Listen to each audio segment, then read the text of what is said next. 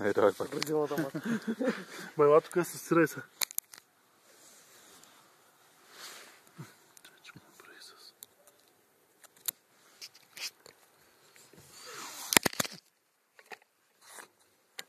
Да, ти го фана. Чакай. Не, долу вземете го сте.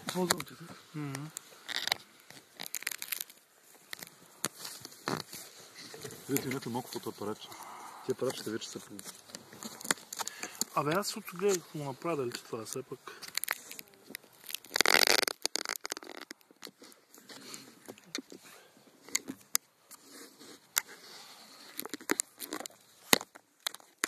Това ти кой такова странно не му разбира. Те? Разпой малко до това тяга. Чакай. Нещо как да се дърпали на 10. Пращаме на разкопките. Сега снимам ли? Да. После горчетата ще са модне. Не, го сега пак педера. Виж го сега пак. Много разбрат с приемник. Много разляко прави.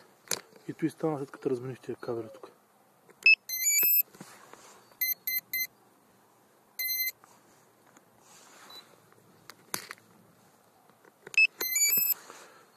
Влиза в някакъв режим, аз не му разбра. Нещо. Сега ще кажа. Има ли повече пъти? Няма много повече.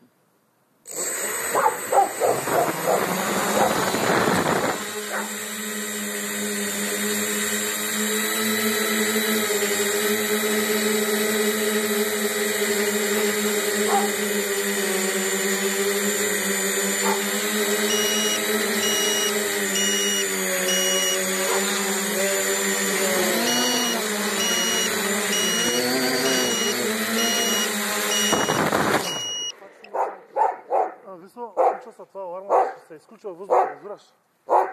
Ти ме изва. И то виж напротив, това клетките не могат да дигнат сега.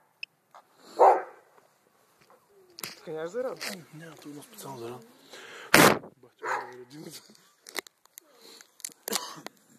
Верно държи това. Някои кабели сме дърпали с него, човек. На 100 метра дърпане... Ако беше заредена батерията.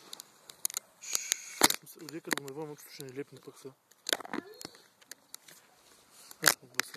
Много яко се оттягат. Просто ако бяхме сетили по-рано, аз се изключих колко време летя. И колкото има и преди, че токът се понатвари, токът става по-голям. Да, ма той вече става.